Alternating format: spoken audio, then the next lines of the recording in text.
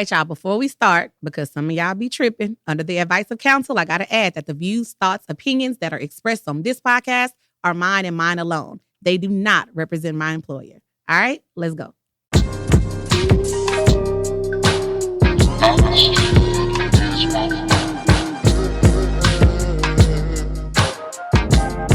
I was like, damn, do we really want to get into this discussion? Because if we get into this discussion right here, y'all.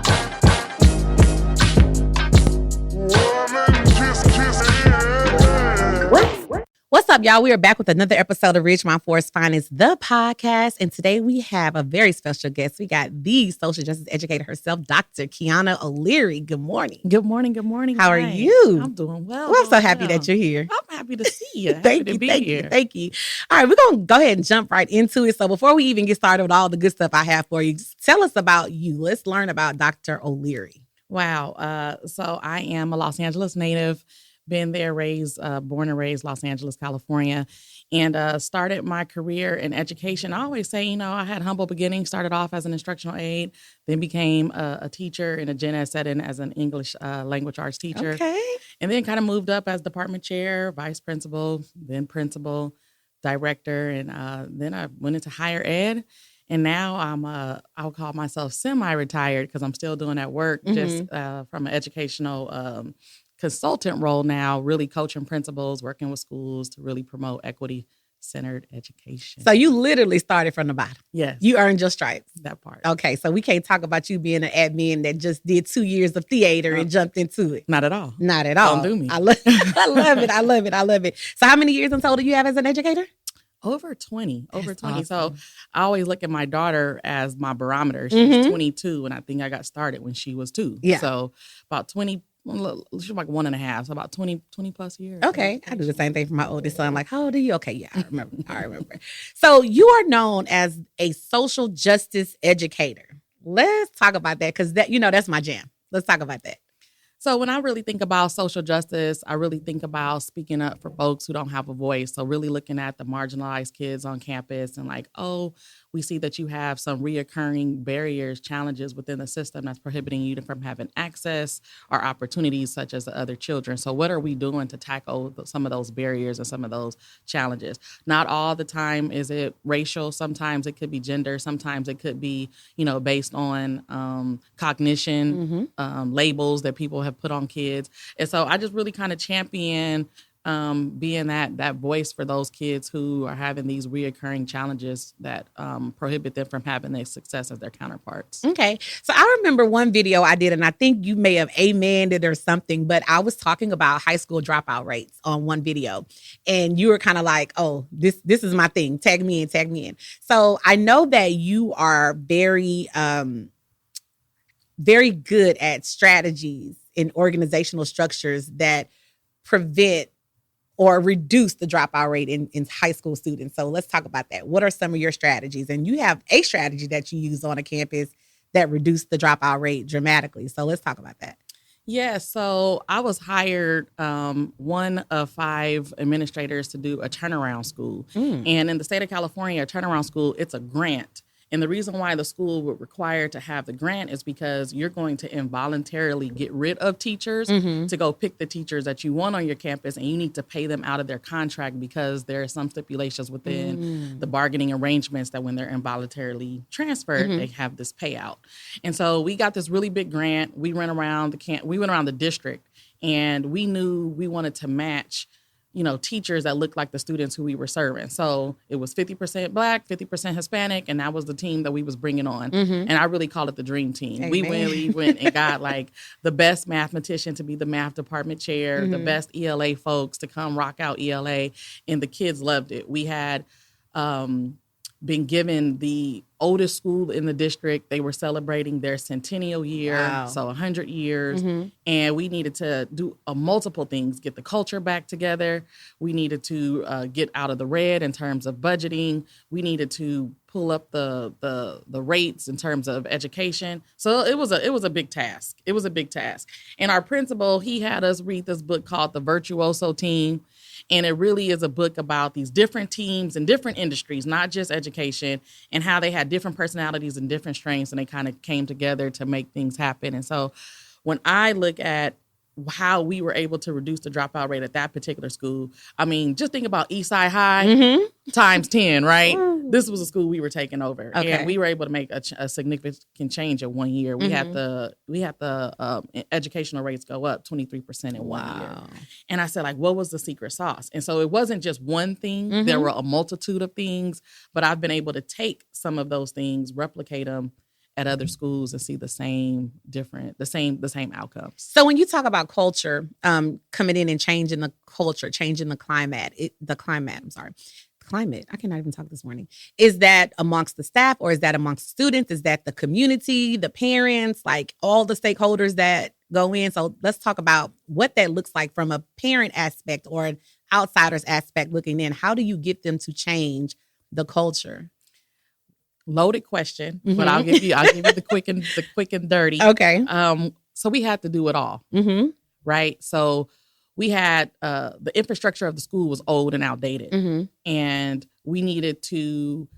We received a bond to improve the outside facility. So I was responsible. I wanted to have the first turf grass NFL football stadium in the district.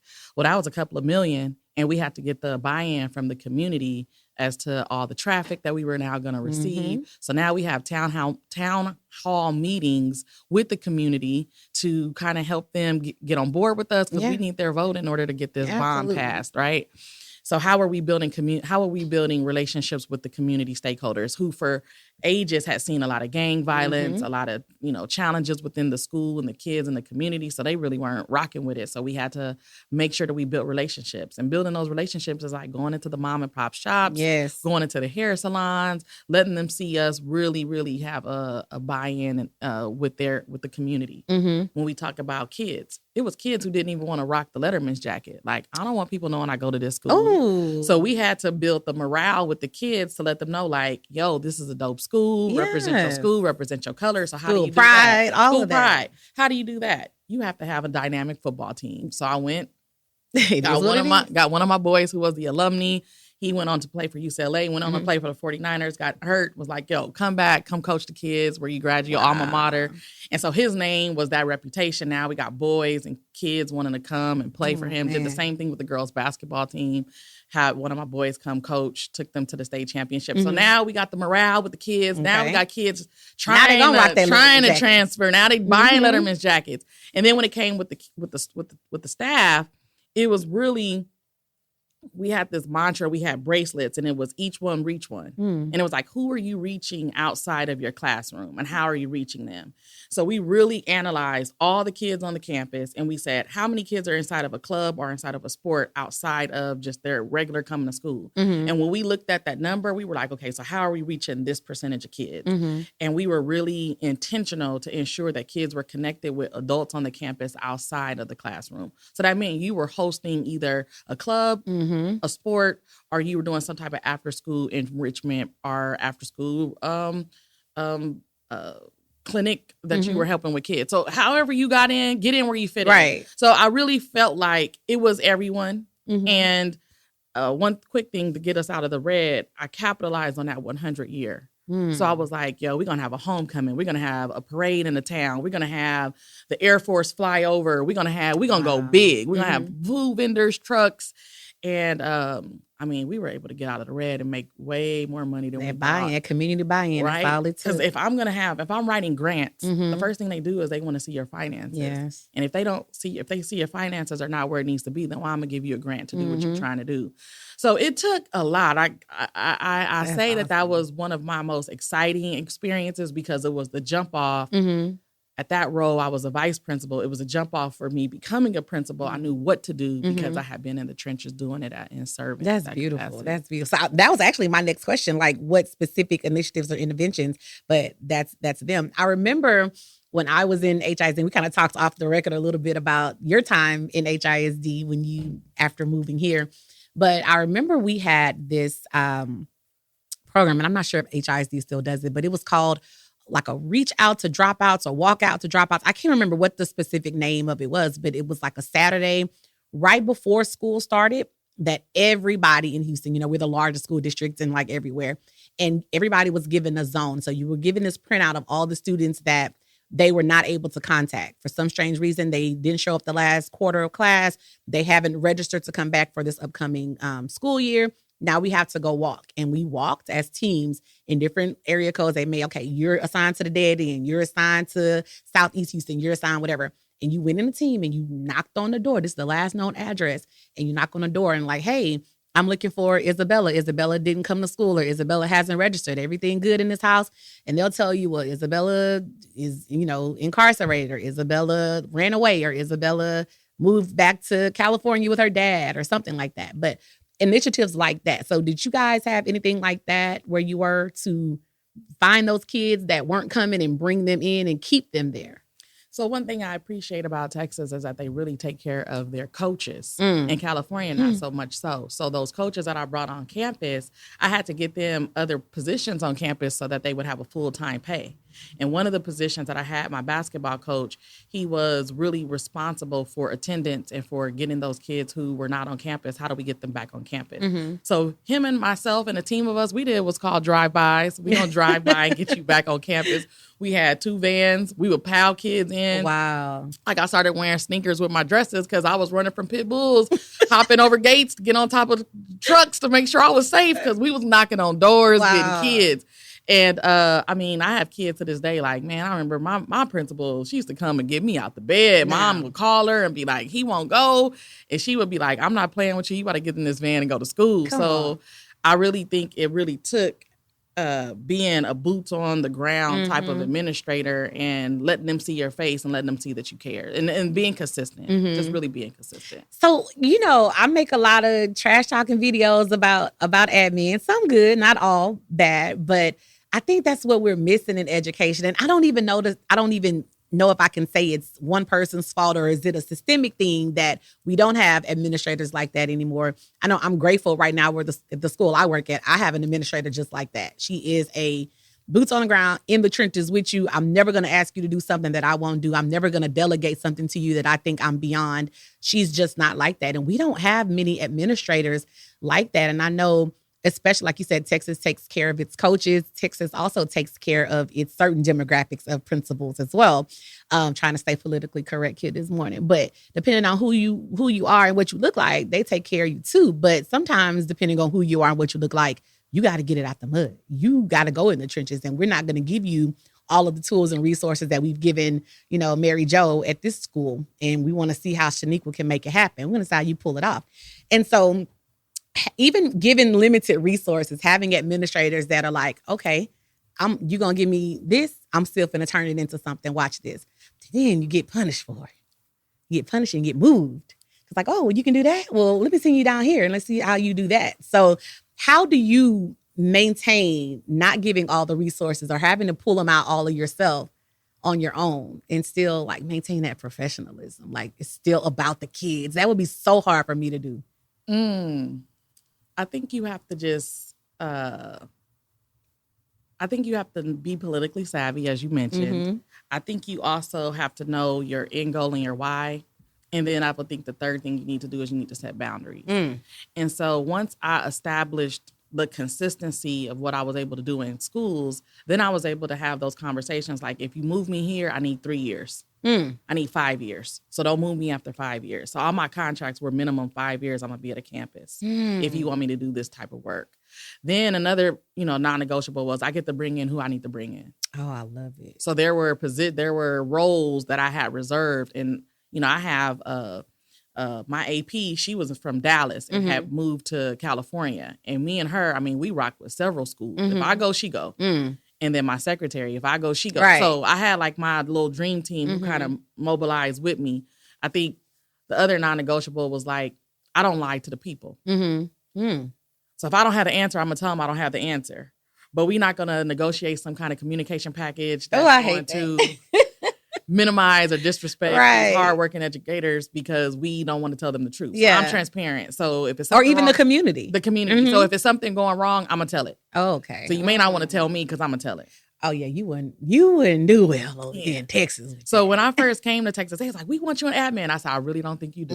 I don't think you do." And then when I went into higher ed, so I went in, and I won't name the school, but I worked for a prestigious school here in the state of Texas. And I just realized, I was working in the education administration program. So my goal or my job was to help aspiring administrators prepare for the state exams and to certify them.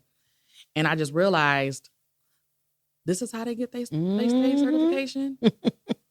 Like, this is it, baby. This is it. That's it. And I just was so appalled at the process, because while I understand that we wanted to have congruency and we wanted to have fidelity across the state and ensuring that no matter where you're at, you are taking the same exam, you have the same level of information. I just felt like we were taking away the real world apprenticeship of being placed at a school and being able to, develop those skills that you needed in order to be a phenomenal leader. Wow. So let's talk about going back to your role as an administrator. I know you developed something called a progressive learning model for professional development. Let's talk about that. What is that? Tell people what that looks like. Give us some, because babe, we need some help in the professional development department here, because it ain't doing what it's supposed to do. But let's talk a little bit about that. So when we talk about progressive educational model, it really is experiential learning. How are we getting kids to get involved with their learning? How do we give them an opportunity to sit at the table and say, like, that's kind of whack, we ain't gonna do that, or why don't you implement this, or this is the skill and the concepts you want us to learn, but why don't you embed more culture, embed more rigor, embed more relevance, right? So the best way to do that is through project-based learning. Okay. And oftentimes people don't really know how to do project-based learning. So the first thing I did was I took my staff to a school so they could see project-based learning in action. And oftentimes we do this to teachers all the time. We tell them about Disneyland. We tell them how fun it is, all the food, the churros that you're going to smell, because, they spray churros in the air. Yeah. Right. Until you go to Disneyland, you don't really understand the experience. And so oftentimes we tell teachers what we want the school prototype to look like, but we haven't taken them to a place that is exemplar so that they can now go back and be like, okay, now I see the end goal, or I see the end game. So I get the buy-in.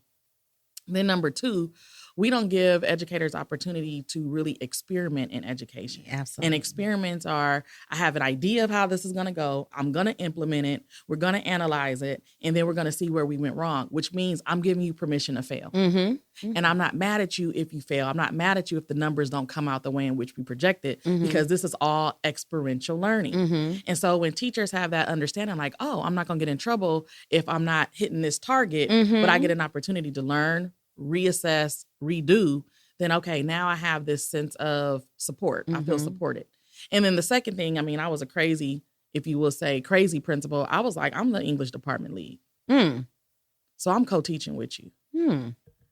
I'm teaching you what a co-teaching model looks like. I'm helping you develop what your project base is going to look like. I'm involved in your theme. How are we creating student agency? How are we allowing social action to take place within this particular project? So all these elements that we are identifying as indices, how can I model that for you in real time so that you walk away understanding what it is I'm looking for when I come inside of the classroom? You just said something, and it brought me instantly to thinking about the huge difference between Texas and California. It's so... how can I describe this? When we get student transfers from California, they are so free and they're so liberated. And it's not as rigid there as it is here. So my kids come in and they're like, what the hell is this? Like, what you mean work? What do you mean we don't get to do projects? What do you mean we're not going outside and we're just soaking up, the air and learning from the world around us? What do you mean I have to this test? And so when you said, like, how are we making the kids see social activism or social justice in their units? I remember one year we were trying to experiment. This was, of course, after the whole George Floyd push, right? And everybody was trying to be, anyway. Yeah. Until until it got to be a little bit too much. Then we had to, oh no, bring it back.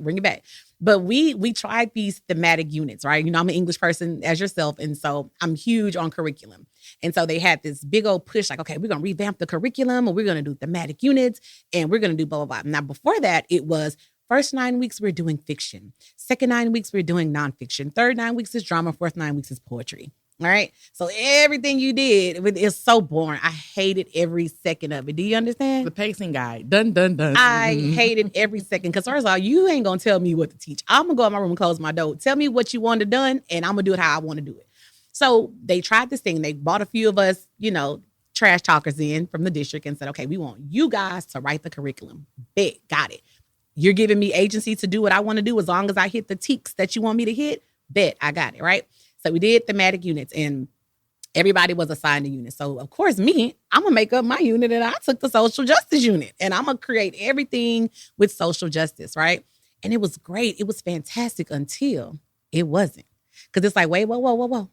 I know we told you could get a little freedom, but you're doing a little bit too much now. Because no, we don't want to talk about gender. We don't want to talk about the disparities between, you know, male and female in the working environment. We don't want to talk about women's working rights. And we don't want you to talk about, I even got down to talking about discrimination as far as I can't remember the name of it, but we talked about the Flint, Michigan water crisis. And, you know, of course, don't bring race. It was race. Everything got to do with race. Y'all don't want to hear that.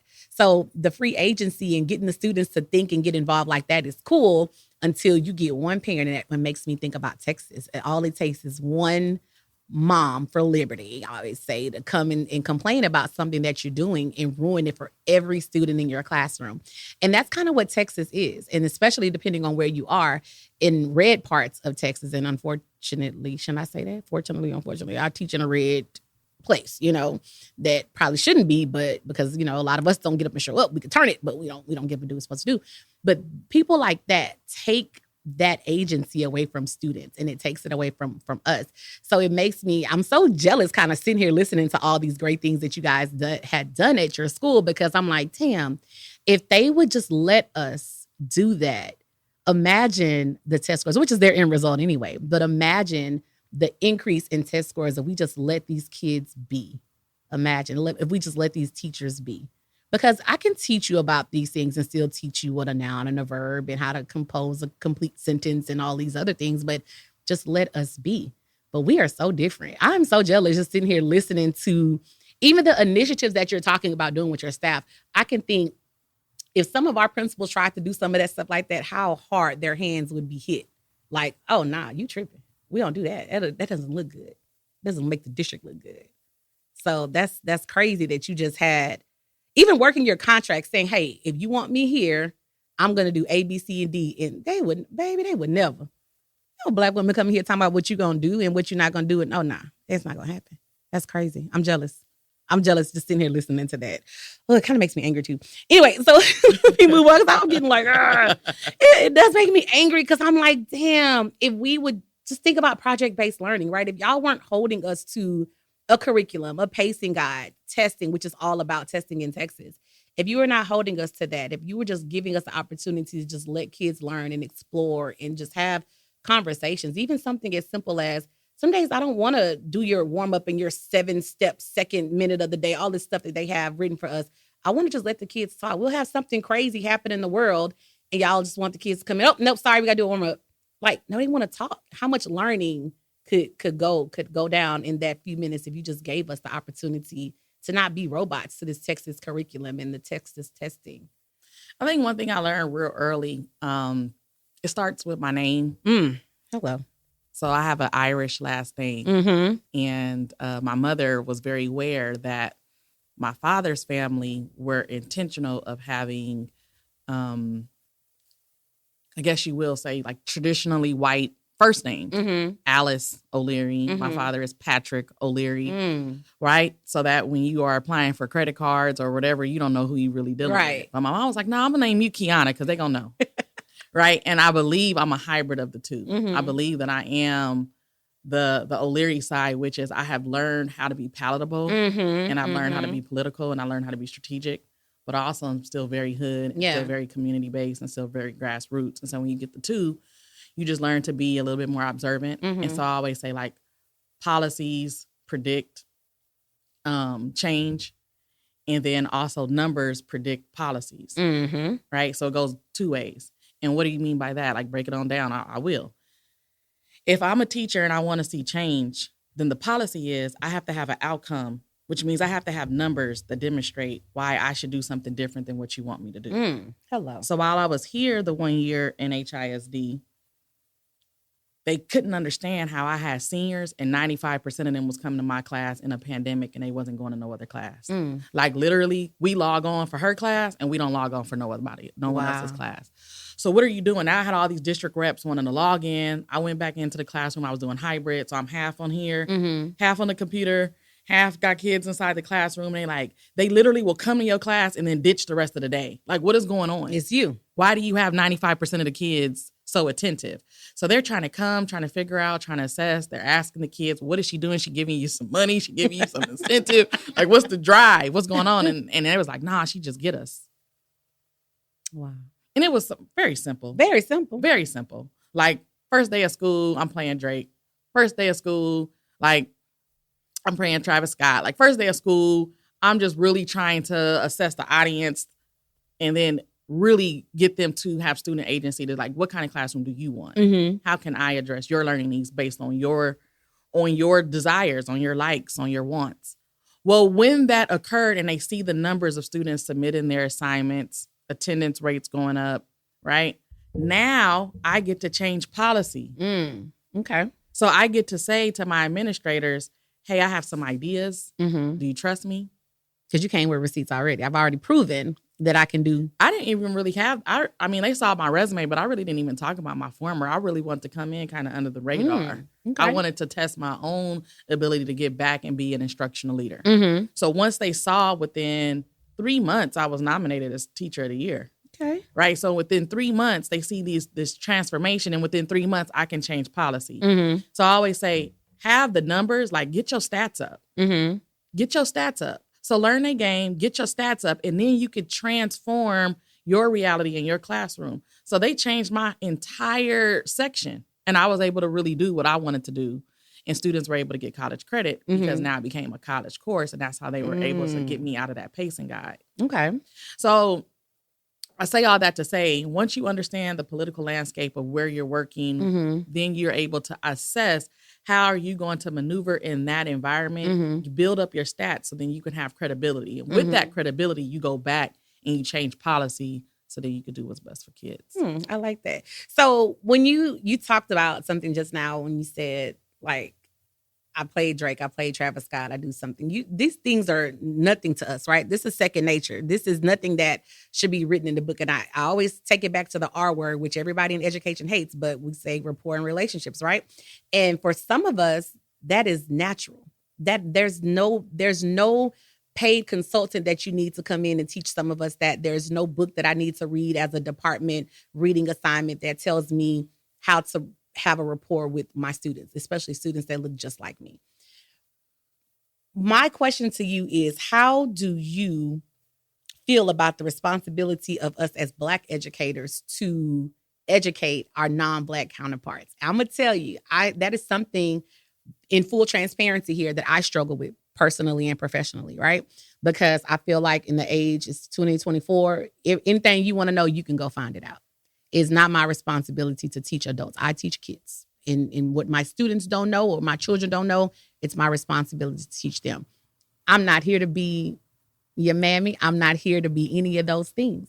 And so that is something that I know when people always say, well, why don't you go into admin one? I know I'm not going to be able to. I'm going to struggle with that because I don't like the, well, how do you do? I just can't. I can't even sit in the room with a straight face with people in professional development and be like, you're not for real right now. You're not serious. Like, how do you do that? I think your struggle is your reality and your struggle is your truth. So leading in your authenticity, admin may not be the route for you. Right. I think that when we think about the historical struggle of Black people, oftentimes we start with King and Malcolm. So for the sake of time, let's start with King and Malcolm.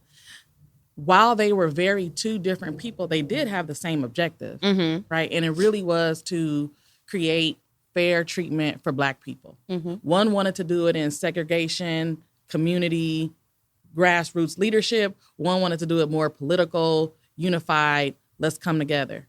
But I'm going to flip the script a little bit. Instead of always using Malcolm and Martin, let's look at Afeni Shakur, and then let's look at Michelle Obama. Okay. Two women who have the same objectives, but they do it really differently. Michelle has learned to be more palatable, and Afeni is like, nah, I'm grassroots, and this is what I'm going to do. People forget that Afeni Shakur, she fought the state of New York and won as a self-representative for herself and freed, right? She freed the Panther 21. Mm-hmm. How did she do so? She worked with young white kids who was able to get her evidence to support her claim. People don't realize that part, right? And so when I think about Michelle Obama, when you look at the people who are around her as her aides, she doesn't just have Black people as her aides. She has white people as her aides because they can speak a certain language in certain areas that she can't really articulate. So you have to figure out, when I lead with truth, who am I? Mm-hmm. And you don't have to be either one. You could be somewhere in the middle, and that's where I rest. Right. Right. I'm kind of somewhere in the middle. I've learned how to be palatable, and I am palatable, I make it comfortable for you to ask me questions. And I wasn't always that way. I just had to learn like that was my truth, going back to my hybrid of my name. I learned that, yes, it's safe for you to ask me why Black girls look at you different because you dating a Black dude. It's safe for you to ask me why we protect our hair when we go swimming. I'm safe for you to ask me these particular questions, and I don't take any offense to it. I also know that when I answer these questions and I create that safety for you, you then put me in environments that I would never be able to get into. And now I'm an informant because I go back to my people and I let us know what we need to do and how we need to move. So I'm okay with that being my truth. But everyone just has to learn how to lead with the truth. And when you lead with truth, you figure out which side of it you're going to be on, and don't go in the area that's just not your side. If it's not your side to be politically savvy, if it's not your side to have dinner and sit at the table with them and kind of really deal with some of the microaggressions, if it's not your lane to really talk to them and kind of break down why people feel this way or why, that's just not for you. And there were criticisms in my first parts of admin. I became an administrator at 29. Oh, wow. So, I had to fast forward on the fast track because they normally say like administration is not for you until you're in your late 30s or 40s. And back in the day, you didn't even become an administrator until you like 50. Right. So jumping into that role really, really quickly, I had to mature really quickly because I was going to be utilized to be a voice for my people. A voice for those teachers, a voice for those parents, right? So when we at the table and they like, expel all the boys. I'm like, whoa. Let's kind of think about what this looks like, expelling 8 Black boys in one session. I'll do the paperwork. But if I submit this paperwork, let me give you the pros, let me give you the cons. Let me give you everything in between. And they're like, you know what? Just give them a 3-day suspension. Okay, cool. Now we talking. Better. Yeah. Now we talking. But if I'm not in that room because I'm not palatable, then they get expelled. Yeah. And so I just had to realize where my fight lies. And I think once people realize where your fight lies, like we all in the fight, we all in the struggle. But are you Michelle and Martin? Or do you want to be Malcolm and Afeni? And whichever one you want to be, it's okay. Because strategically, we need everybody. Everybody, absolutely. Absolutely. I'm definitely the Malcolm and Afeni, and I know I'm not even gonna lie. And I'm like, it even probably a little bit of variation of that too, because I feel like, nah, I don't need to have some of y'all around. I'm just so I don't trust. And so even I'm one of those people that'll tell you I do not believe in allyship. And I know that, like you said, politically, you probably need to be in some rooms and you probably need to learn how to, smile and nod just to be in the space, right? But I believe that I be looking at everybody with the side eye. So even now I'm starting to, because of podcasting, like make some political connections, right? And talk to people who make decisions and policy when it comes to education here in Texas, education in local school districts. And so they'll be like, hey, like they call me for everything. Like, hey, I got this person that wants to talk at the Fort Bend ISD school board meeting. What do you think about this? Or this person that wants to come in and have a conversation about Black kids. And I'm like, he ain't Black. I don't want to talk to him about having a conversation about Black kids. And so they're like, no, he cool. And I'm like, oh, okay, that's cute. but it's a me thing, right? Like, because I feel like, where are the other people that look like us that can really speak from the perspective and the experience of a Black kid? Get them in the room. And not to say that others can't. It's just me. Like, I feel, I don't know. But I get what you're saying. If it's coming, depending on who it's coming from, it'll be received better. But I hate that. I want to change that. I want it to be received from us because it's us. I agree. And I think, I was listening I fly a lot because I'm traveling everywhere, speaking here and professional development here. And so I'm looking at the Kevin Hart special, and he has Jay-Z on his podcast, and they're talking. And so Jay-Z, he was like, how did you know how to create this blueprint? And he was like, I took risk, right? There was a wine that I took a risk on. It was not a popular wine, but I went ahead and threw my money in the hat and was like, it's a gamble. And then I got invited to a certain group. And so a lot of us was excited, like, we done made it. Look, we here. We done walked through this door. But while everyone else was celebrating, he was like, there was another door. And I was trying to figure out, how do I get into that door? That one. Wow. And so he went into that door and he developed the blueprint. And he said, Kanye, do this blueprint. You'll make billions. Rihanna, do this blueprint. You'll make billions. So he was able to get access to develop the blueprint that he can pass on to his people. Okay. And I just kind of feel like that's my lane. Like, I'm that Jay-Z. I'm looking at the other door. Okay. So then when I get to that position of power, I'm calling you and be like, yo, I need you to be the director of curriculum. But I can't put you on if I'm not willing to go through that door. Yeah. And in order to go to that door, I got to be comfortable with people who are uncomfortable with me. Oh, that make my chest hurt. Because you spoke about microaggressions and things like that. And we did an episode, my first season. It's the most to date, my most streamed episode, but it was about curriculum and educarons and talking about our experience. I had like 4 Black women sitting around at this very table, and we're talking about our experiences as Black educators, Black administrators, in areas or in districts or places that are not predominantly Black or led by, white. And so listening to the stories and the microaggressions that so many people face, so many of us face every day, like this is just our everyday existence, right? Those conversations make it almost impossible for me to even want to be in the room. And I know that's something that we have to kind of fight through.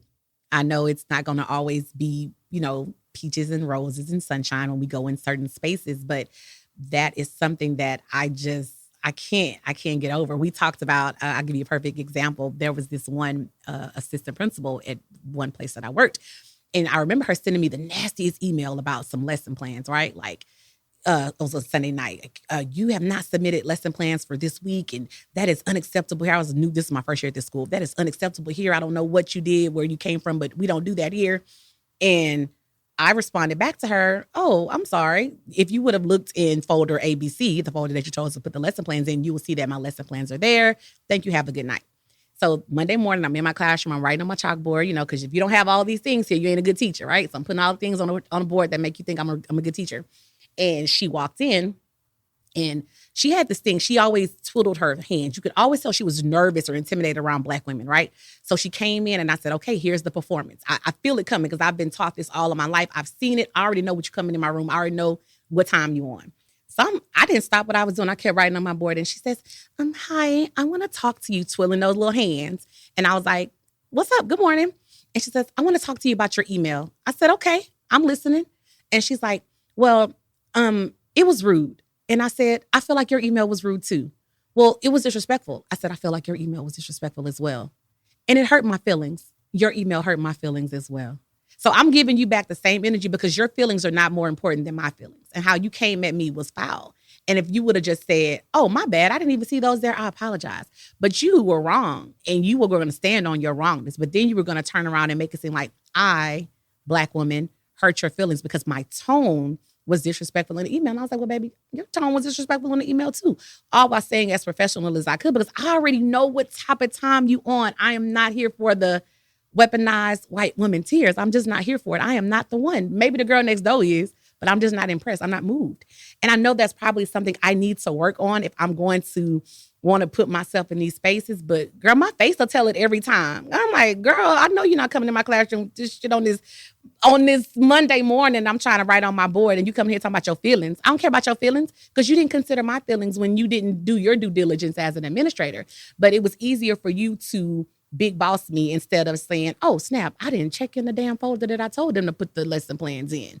So now it's and of course, from that, it went on to now it went to the principal because it's my tone and my demeanor and I'm disrespectful. And I'm just like, wow, here we go. So instances like that, and that was a minor, occurrence in comparison to some of the other things that I've dealt with, in certain school districts and some of my very close friends have dealt with. And so those things right there make me be like, nah, I want to educate you because you know what you're doing. This is a game. And we see it on social media all the time too, right? Like it's not my job to educate you, educate yourself. I had to educate myself through reading and through life experiences. And so you do the same. It's okay. So I don't know. I know I need to work on that. But I can own that. I'm going to own it. I'm not going to even, I don't want to undo you. Oh, thank you. Like, I don't want you to say you need to work on anything that's going to make someone else feel comfortable. Mm-hmm. I just think that perhaps you determine like, what is your role? Mm-hmm. Where do you want to go? Where do you stand? Because that is one pathway of leadership, but it's not the only pathway, which is going up the organizational ladder. Mm-hmm. So I don't want to undo anyone. However, my daughter was reminding me of the part on the movie Selma where they are practicing how they're going to go in these restaurants when they ask for pie and how they're going to belittle them by dumping water on them, sicking dogs on them, and they're just going to sit there because all they did was ask for a piece of pie. Mm-hmm. But they're in this you could tell they're in the basement of somebody's church and they are practicing getting yelled at. They're practicing getting spit on. They're practicing because we know we about to go in the trenches. Right. And she was saying when we think of that in an analogy, how are we helping our youth prepare for those microaggressions as they were preparing to have physical aggressions when they were going up in their Selma fight? You said that I'm writing because you gave me a point. Go ahead. So, right, when I think about our march for Selma is not on a bridge. Our march for Selma could be making sure that we have culturally rich, relevant inside of a classroom. Mm-hmm. But what does that look like when I'm getting, publicly humiliated, disrespected? How do I champion those experiences so that I still get the outcome that I seek? And I'm not here to ever say that we need to tolerate what's intolerable. Mm-hmm. You need to determine what you can tolerate. And so identify you. And it really starts with, that's why I wrote the book, Shameless Plug, Lead with Truth. Mm-hmm. Right? When we really talk about lead with truth, like what's true for you may not be what's true for me. Mm-hmm. And what I'm able to tolerate, you may not be able to tolerate. Mm-hmm. But how do we still merge together so we use your strengths as an asset, we use my strengths as an asset, and we still get to the common goal?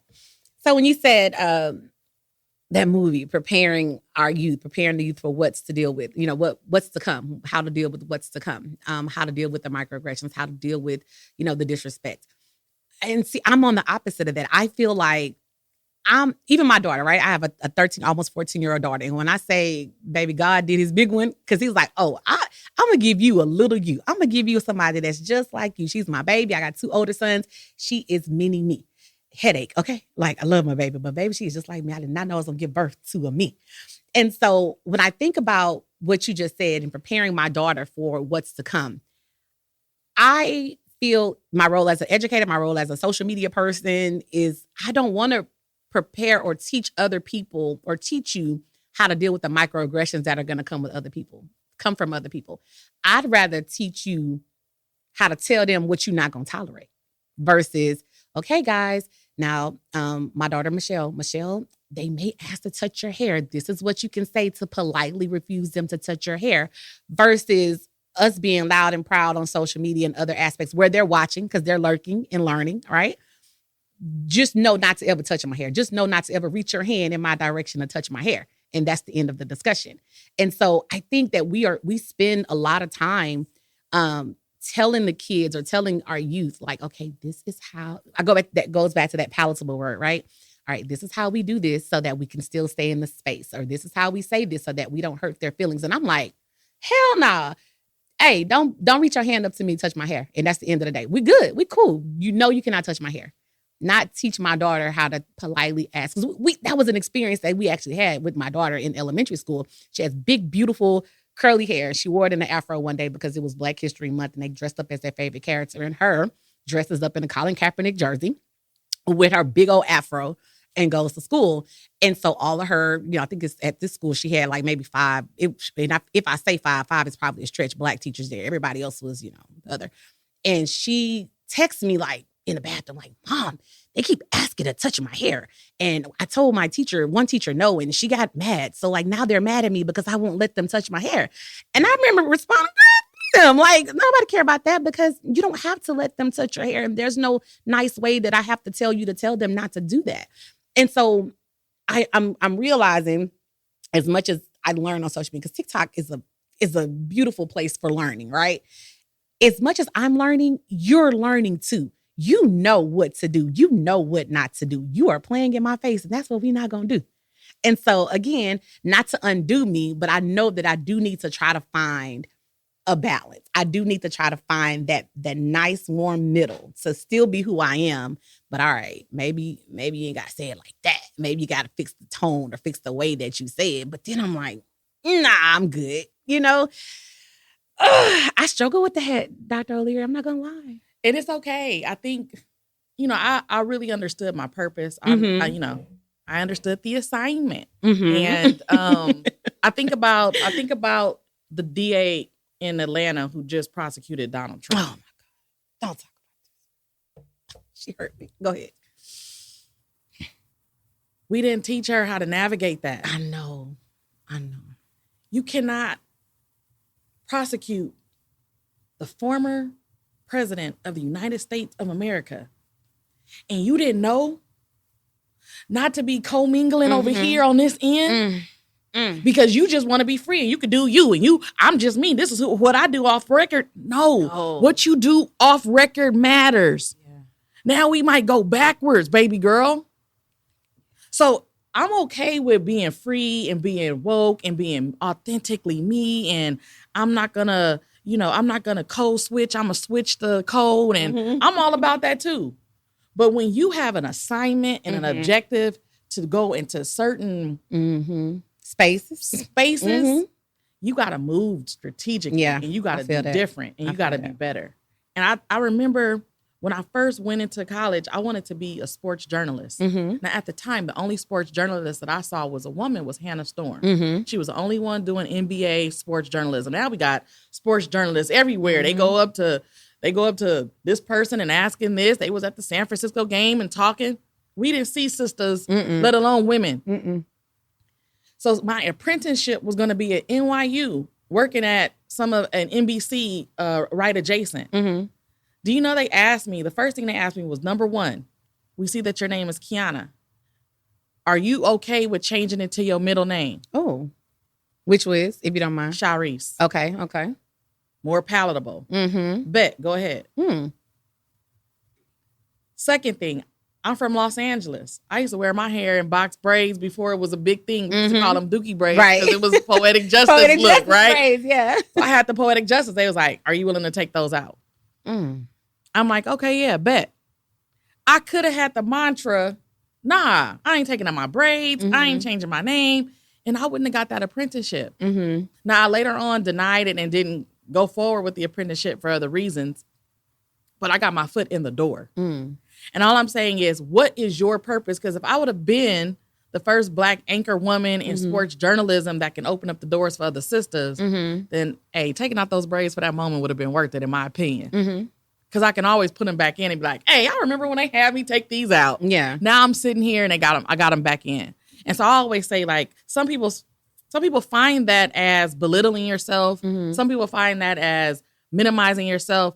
You just have to be okay with your truth. I know my truth. I know what my name and my fame and my goal and my aim is. My goal is I got to get in the castle. Once I get in the castle, I can open up the door and let other people in. Okay, I'm going to try to...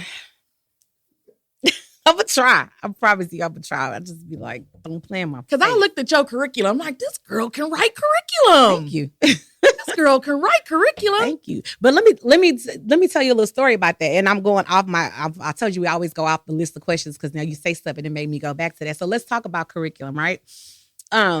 So remember I told you they had a group of us come sit down and write curriculum, blah, blah, blah, right? So I picked my section and I had a nine weeks of social justice. So we talked about everything from Black Lives Matter protests. We talked about one of my favorite novels, The 57 Bus, where you learn about, the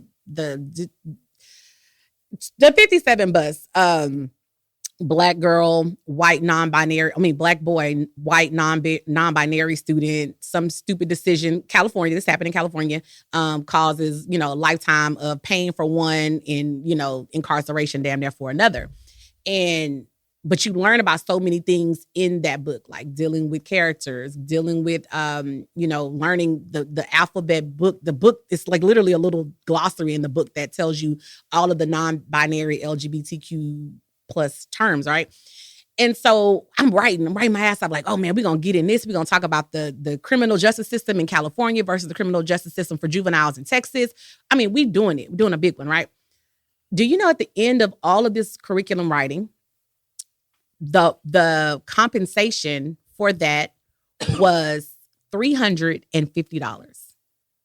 $350 compensation for writing that much curriculum. Okay. So think about me or other teachers like me, because I just took one unit. It was 3 other teachers that took the other units for 8th grade. I'm spending literally day and night, weekend writing because it was so, and I can't post it because it belongs to them, but I want to show you how, when I say laid out from the time you walk in the class to the time you leave the class, every day, hyperlinks to take you here, print this. You don't have to do any work at all. I got it for you already out.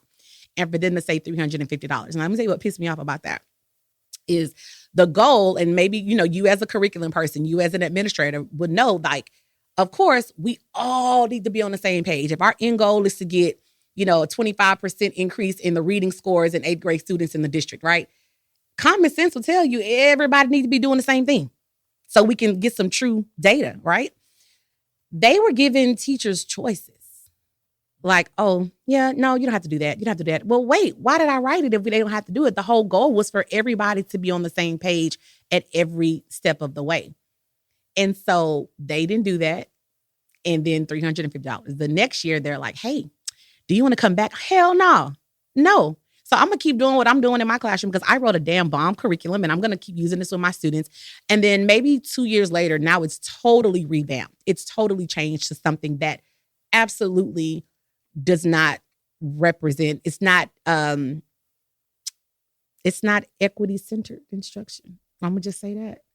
Now it looks like what y'all want it to look like, and it puts me and other educators in a box. Now, of course, we can still manipulate and move around how we move in that box, but it still put us in a box because it was almost like we let y'all tap dance for a little bit, be cute, so we can get, through that whole DEI push, blah, blah, blah. But now that shit is over.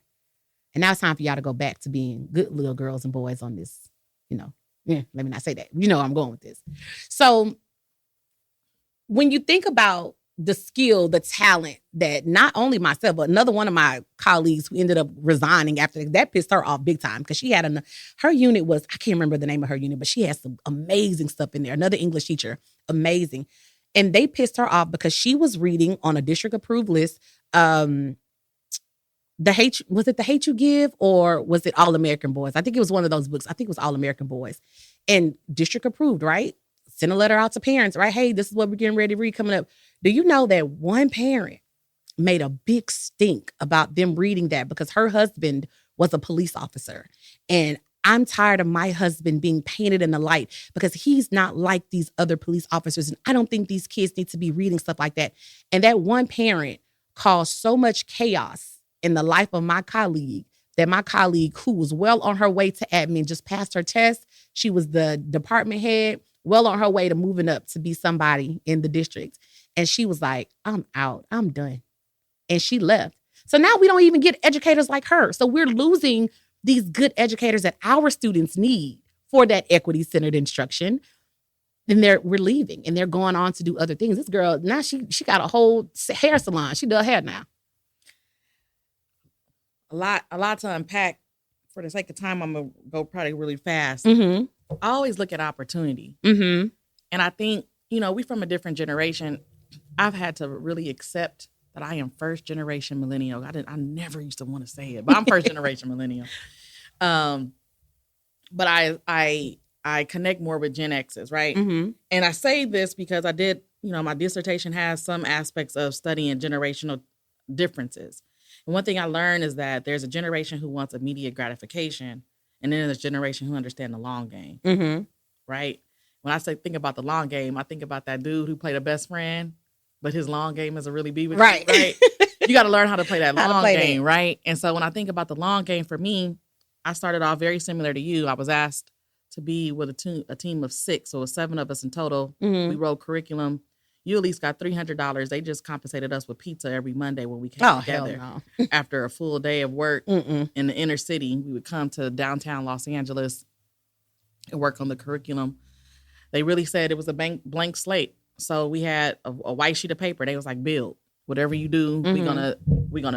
We're gonna endorse it, and then you're gonna teach it to all the teachers at all the schools, Mm-hmm. and then we're gonna do this model for a year. We didn't get nothing for it. It's cool. Mm-hmm. We got our name in the back of the book or the front of the book that said that we were the co-authors of it. Fast forward later, when I said I got that first opportunity at 29 to be an administrator, it was that same district that was like, yo, we got a space for AP. We want you to come over and take over this particular site in downtown Los Angeles. Did that work, did some it was an alternate all ed school. Mm-hmm. So I'm dealing with all of the students who have just been released out of juvie or got kicked out, aged out, dropped out, whatever it was. But that was the demographic of students we're supporting. And we're helping them not get GEDs. We're helping them get diplomas. We're helping them get high school diplomas. So did some really phenomenal work with some phenomenal people. Fast forward a whole 9-10 years later, that particular campus was on a community college. The community college president, I had to work with her because we were occupying space on their campus for facilities. Plug, Texas does a great job with facilities for their schools. Come to California, the facilities look like Who Shot Bob and why do you have kids even in this place right now? So I was really blown away when I first got here looking at the schools and the facilities. That's a whole nother thing. We got to find places, little nicks and crannies that have schools in California because it's so congested. So we are on this community college space. I have to interact with the president. She sees the good work that I'm doing with the particular kids. It's over. She, 10 years later, has a homegirl who hits her up like, yo, I'm looking for a founding principal. We're about to open up this particular charter school. It's a specific academy, and she's going to have to sign an NDA because we can't even let her know who's the school for. Oh, wow. So they hired me, and because I was an instructional leader, not just a leader, I had a strong curriculum background, was put on by this president who saw me because the people who I wrote this curriculum and got pizza for gave me this opportunity, right? Right. This the long game. I develop the school, hire all the teachers, mascots, colors, location, lunches, you name it. I built the entire school. Ran a school for a couple of years. Another district picked me up, wanted me to do another turnaround school. Still didn't find out who the school was for until finally they decided to put his name on the school. And we have the Russell Westbrook Academy. I forever get to say I wrote I developed his school. That's what's up. Like, you can't take that away from what's on my resume. So now when it's time to develop Kanye's school, who was they calling? When it's time to go fix LeBron's school, who they calling? All because I was willing to eat pizza. Oh, Lord, let me see how much I like pizza, though. Let me think So I just say, that. like, play the long Play game. the long game. Play the long Play the game. long Because game. you never know what opportunities and what doors you might be walking into. I love that. And so that's what I do now. Like, that's why I was able to semi-retire at age 40 because now people call me to come and help with their development of curriculum, fixing their principals, fixing their teachers, whatever it is. That's what I get to do. I get to do it on my terms. Like, one rule I have, I don't work on Fridays. Another rule I have, if you're going to fly me, this is where I stay, and this is the kind of flights I take. But I go back to all because I was willing to eat pizza. He was willing to eat pizza.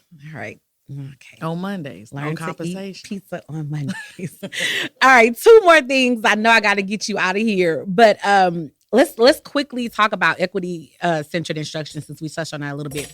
So we know that equity centered instruction is a crucial aspect in education. How do you define and prioritize equity in the classroom in the context of instructional practices?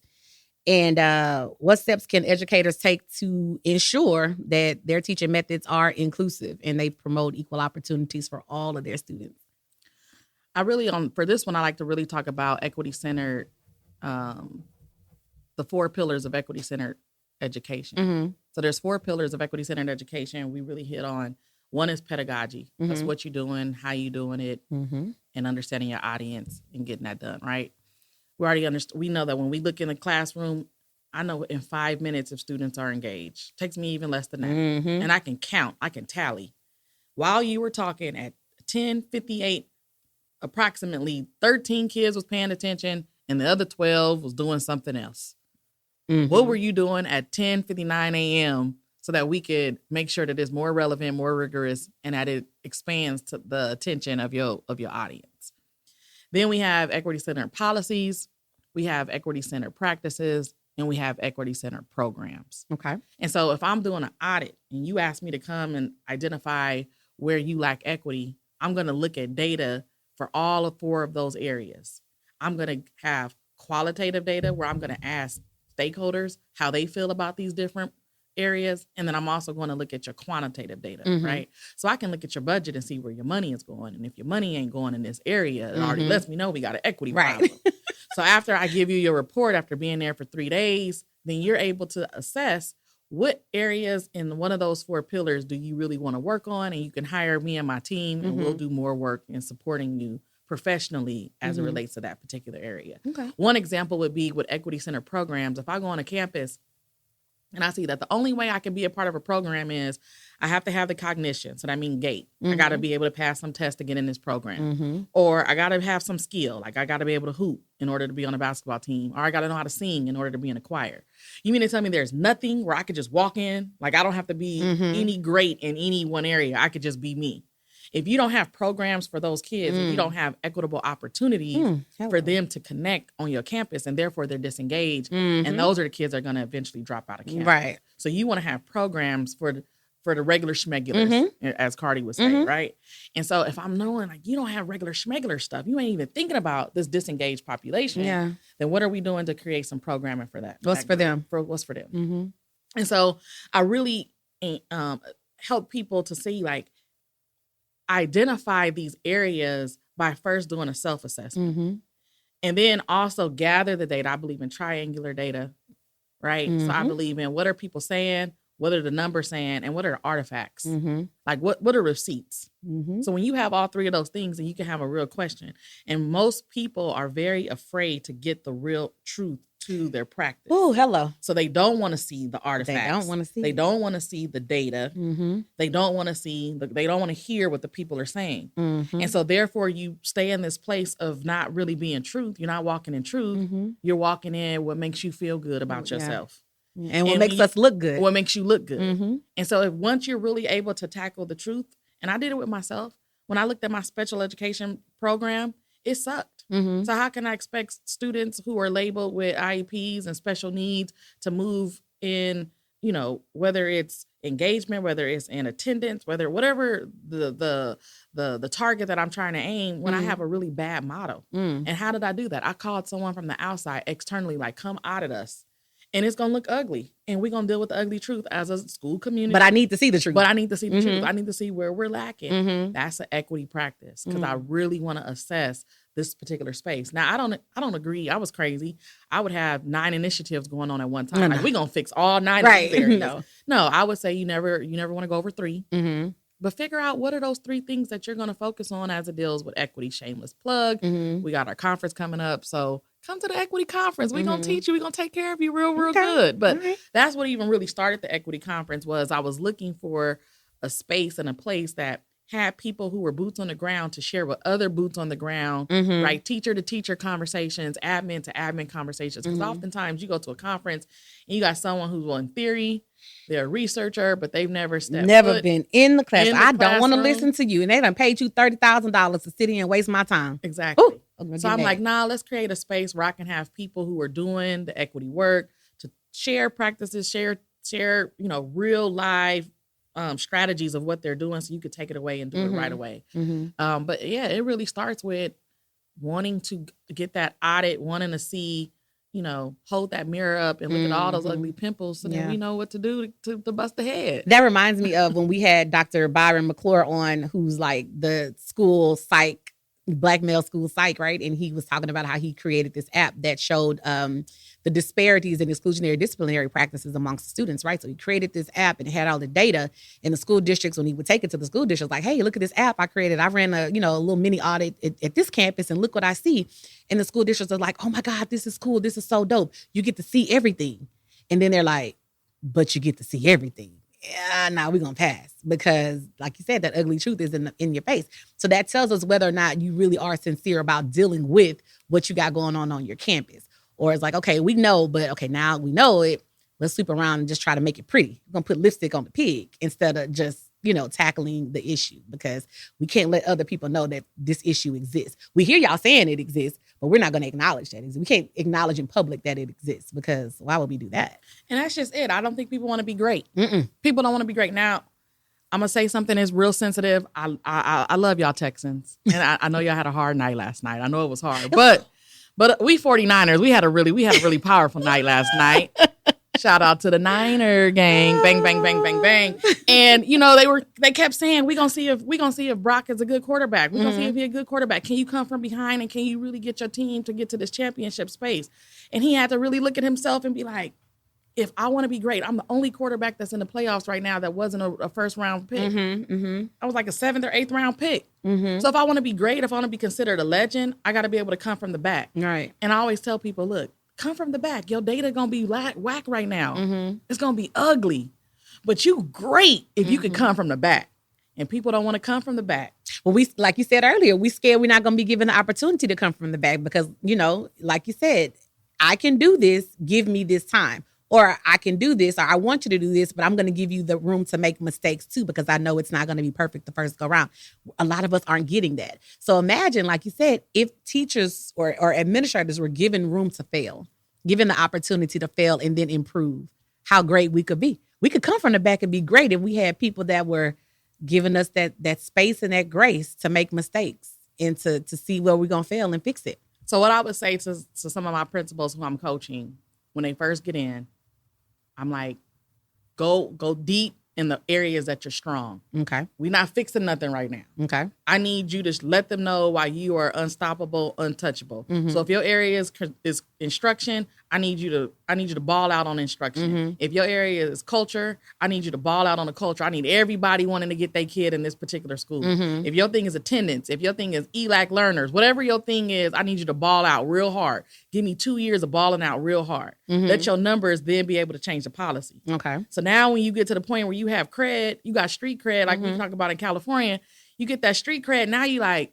okay, so now let me start looking at these ugly truths. You can't go in on year one trying to undo some systemic challenges without building that cred. Okay. So it's a process. It's a process. I'll call it the long game. Oh, the process. It's a process. All right, last thing, and I'm going to get you out of here because I know you on your way to church, and we don't want to stop your worship. No, I got to get to the youth. I got to get to the youth. So real quick, I want to talk quickly, if you could sum it up for us. You guys, you were in this webinar about, it was titled Crucial Conversation for Radical Educators.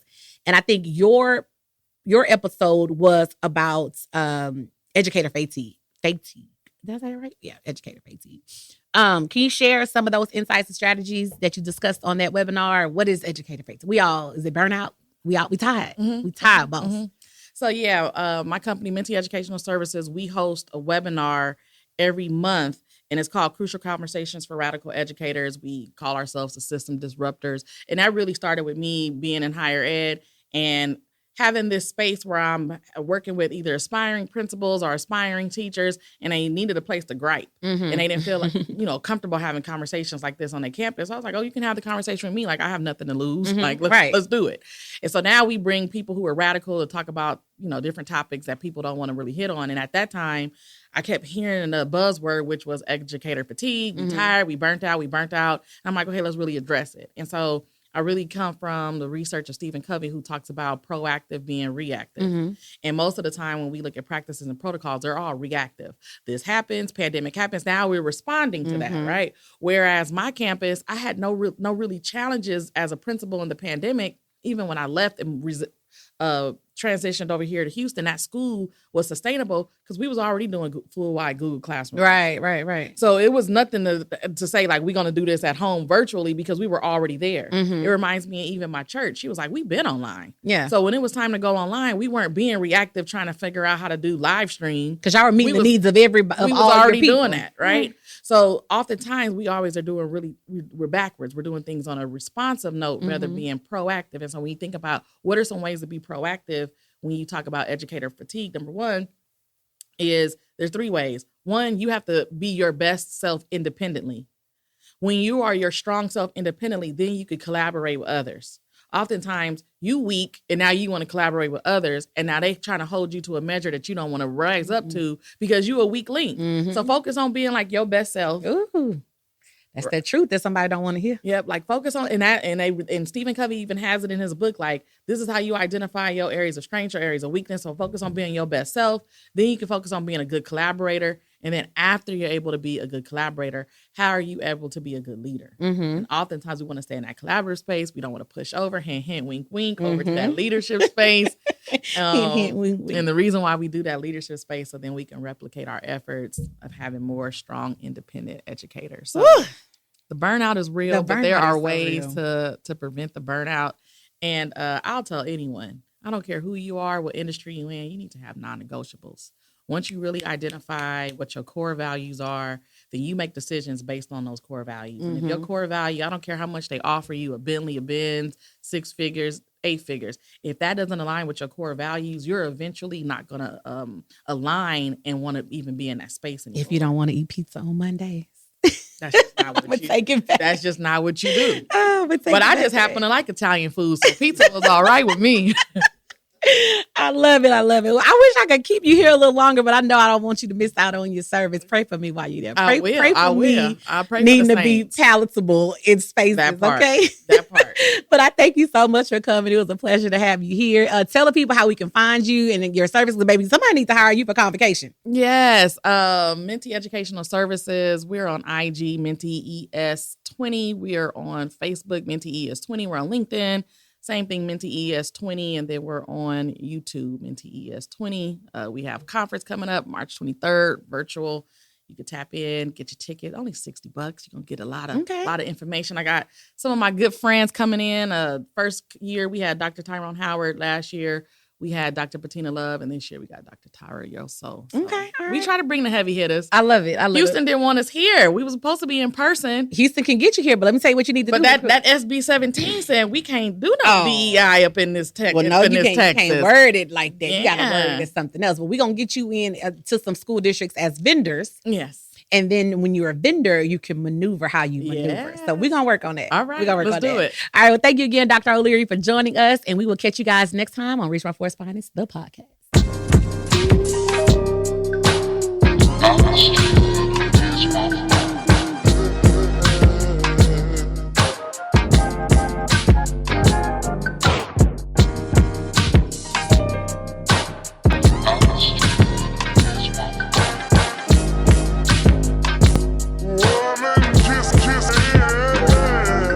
This podcast was made possible by producer extraordinaire D. Francis at the legendary Lab 7 Studios in Mo City, Texas.